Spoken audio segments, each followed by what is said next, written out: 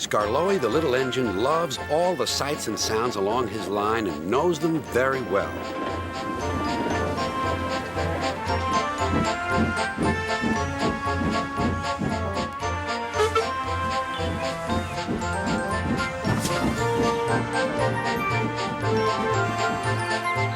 One morning, soon after he returned from being mended, he was enjoying his journey more than ever before.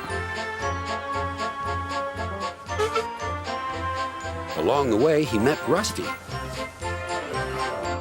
"You know," he said, "if I couldn't see these familiar faces and places, I'd think I was on a different railway. You've done wonders with these rails." Rusty laughed. "I'm glad you're pleased. Manager said let's mend the track so well that he won't know where he is. And we did. And you didn't, if you take my meaning."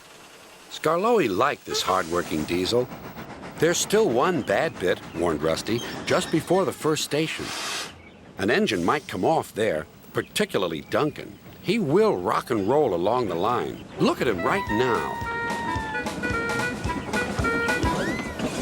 I hope he doesn't hurt his passengers." "What's that about me? I'm a plain engine, and I believe in plain speaking. Speak up." Rusty warned Duncan about the bad bit of rail. "Huh. I know my way about. I don't need smelly diesels to tell me what to do." Rusty felt hurt. Duncan banged about the yard. Then he clattered crossly to the station. James was already there, waiting for him. "You're late," he snapped. "I know," said Duncan. "It's that smelly diesel's fault. Rusty tries to teach me how to stay on the rails and then goes off leaving me to find my own coaches." "You poor engine," sympathized James. "I know all about diesels. One crept into our yard and ordered us about. I soon sent him packing." Duncan was filled with admiration. He didn't know that James was boastful and sometimes didn't tell the truth. "Send Rusty packing! Send Rusty packing!" snorted Duncan. He climbed the hill furiously. "Well done, boy," encouraged his driver. "Keep it up." Soon they were near the first station. Duncan was pleased. "Nothing's happened. Nothing's happened, silly old diesel. Clever me." And he rocked and rolled along the line. "Steady, boy," checked his driver. But it was too late. "Sleepers and ballast, I'm off." And he was. "I warned him," said Rusty.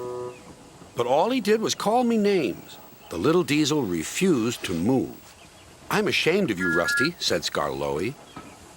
"Think of the passengers. What are they going to do?" "Oh, I'd forgotten them. Yes, of course. We must help the passengers." And Rusty roared into life.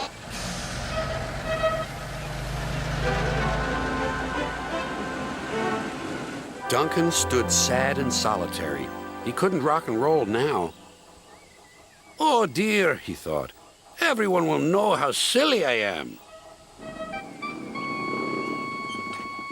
The passengers had to get out and help, too. They weren't very pleased about that, but worked as hard as they could. They carefully levered Duncan back onto the line.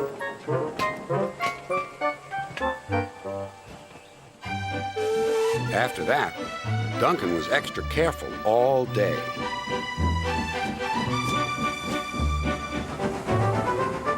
At last, evening came. "Rusty," he whispered, "thank you for helping. I'm sorry I was rude to you." "That's all right, Duncan." "I wish all diesels were like you. Let's be friends." "Suits me," replied Rusty. "We'll mend that bad bit of rail first thing tomorrow."